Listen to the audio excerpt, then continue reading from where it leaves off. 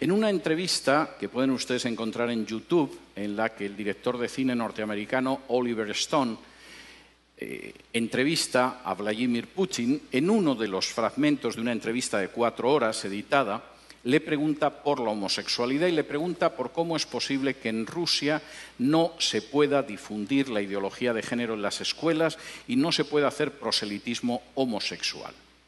Y la respuesta que le da Putin es absolutamente ejemplar. En Rusia no se persigue, no se encarcela, no se discrimina a ningún adulto por ser homosexual. Hay actores, hay artistas, hay deportistas que son homosexuales y nadie los persigue ni los discrimina.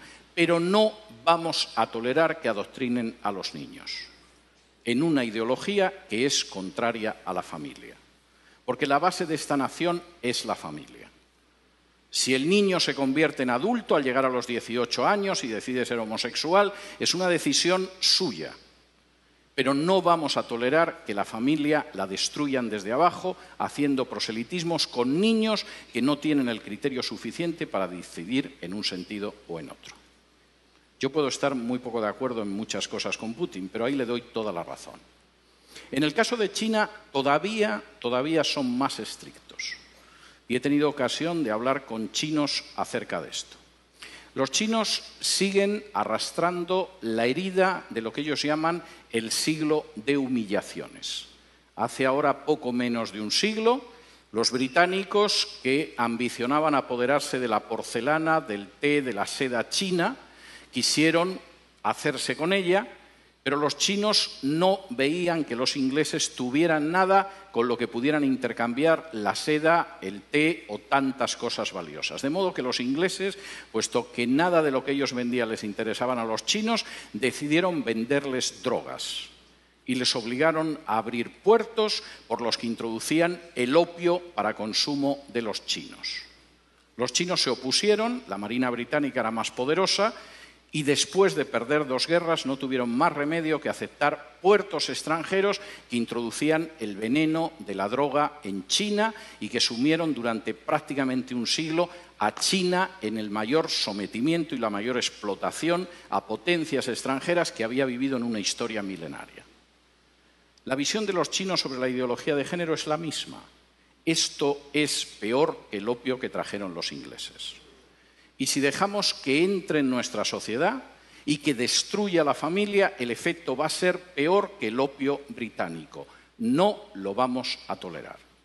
No porque seamos cristianos, el régimen es un régimen ateo, sino porque creemos en la familia y sabemos que la nación se basa sobre la familia.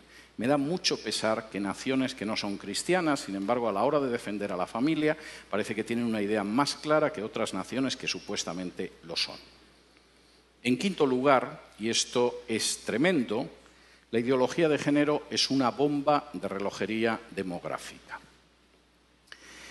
No hay nación ni cultura que pueda sobrevivir con un crecimiento demográfico inferior al 2,5. Están ustedes ya por debajo del 2,5 en la República Dominicana. Hasta el 2,3, que es su tasa de crecimiento en estos momentos, tienen posibilidad de reacción. Todavía es reversible, quizá en una generación, un proceso de desplome demográfico. A partir del 2% no hay esperanza. Cualquier cultura, cualquier nación está condenada sí o sí. La ideología de género va a conseguir que Europa, la Europa que yo he conocido, desaparezca en una generación, quizá en menos. En España la tasa de crecimiento demográfica es del 1,1. Es normal, hemos matado más de 1 millón de criaturas en el vientre de sus madres, siguiendo la supuesta salud sexual y reproductiva. La tasa de crecimiento de los musulmanes en España es del 8,1. Como ven, el futuro que le espera a la cultura española y a la nación española no es ideal. Reduzcan ustedes su tasa de crecimiento. Bajen del 2,3 en el que están ahora a un punto de crecimiento demográfico donde se condenen a sí mismos como país y como cultura. Y después solo falta que puedan entrar en masa inmigrantes de otro país sin ningún tipo de control y la República Dominicana que ustedes conocen habrá desaparecido antes de un cuarto de siglo. Denle las gracias a la ideología de género en ese sentido. Finalmente, y esto me parece muy importante, la ideología de género es un ataque directo contra la soberanía nacional. Finalmente, no es algo que deciden los políticos de este país. Los políticos de este país, en muchos casos, ignoran qué es la ideología de género, como los políticos de otro país. En otras ocasiones solo piensan en su propia promoción personal. Un político sin apenas importancia puede acabar siendo ministra de la Mujer o ministro o secretario general de Políticas de Igualdad o cosas de este tipo. Les han asegurado la vida para los próximos 30 o 40 años engañando a la población. El problema es que eso significa el final de su soberanía y de su independencia nacional. La ideología de género se está imponiendo en países donde para poder recibir ayuda de instituciones internacionales, préstamos, renovación de créditos, se exige y se presiona a esos países para que admitan en su derecho interno la ideología de género. Y he tenido la posibilidad de hablar con dirigentes de países de Hispanoamérica y no de Hispanoamérica que tenían que confesar las angustiosas presiones que habían recibido de organizaciones ligadas a Naciones Unidas o al Departamento de Estado de Estados Unidos para admitir la ideología de género en su seno o enfrentarse con una situación difícil desde una perspectiva económica. No existe ningún derecho que permita, legitime o tolere que una instancia exterior del tipo que sea imponga a una nación la ideología que tiene que tener. Por muy pequeña que pueda ser esa nación, por muy reducido que sea su peso en el concierto internacional, por muy joven incluso que pueda ser en términos históricos, no existe organización internacional, fundación privada o país extranjero que tenga derecho a imponerle la ideología de género. Y eso es algo que ustedes tienen que tener claro.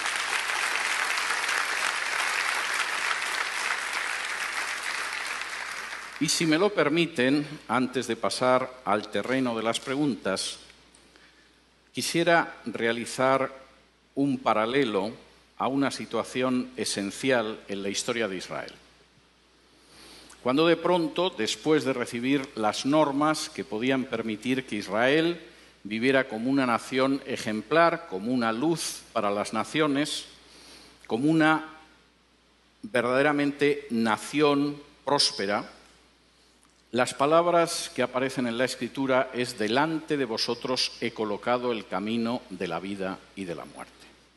Ustedes tienen ahora mismo delante de sí mismos el camino de la vida o de la muerte. Esto no es algo que va a suceder dentro de 10, de 15, de 20 o de 30 años. Ahora mismo tienen delante el camino de la vida o el de la muerte.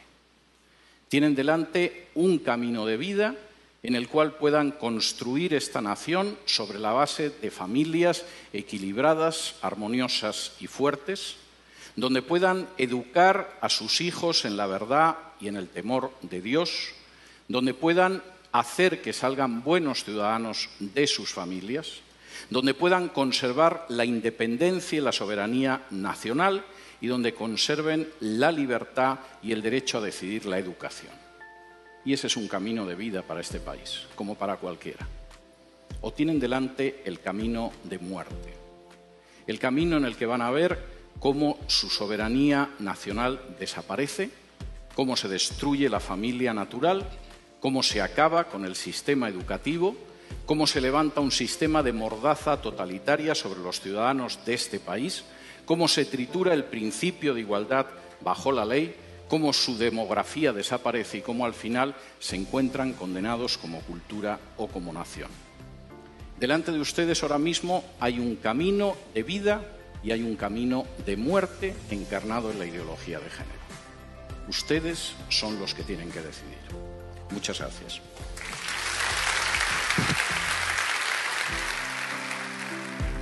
Esperamos que este programa haya sido de bendición y que esta interesante charla con el doctor César Vidal pueda ser un instrumento que Dios use para que estemos alerta contra las falsas enseñanzas que nos quieren imponer los diferentes organismos nacionales e internacionales que tratan de imponer un nuevo orden contrario a los principios de la palabra de Dios en los tiempos que estamos viviendo. Gracias por habernos acompañado en su programa Entendiendo los Tiempos.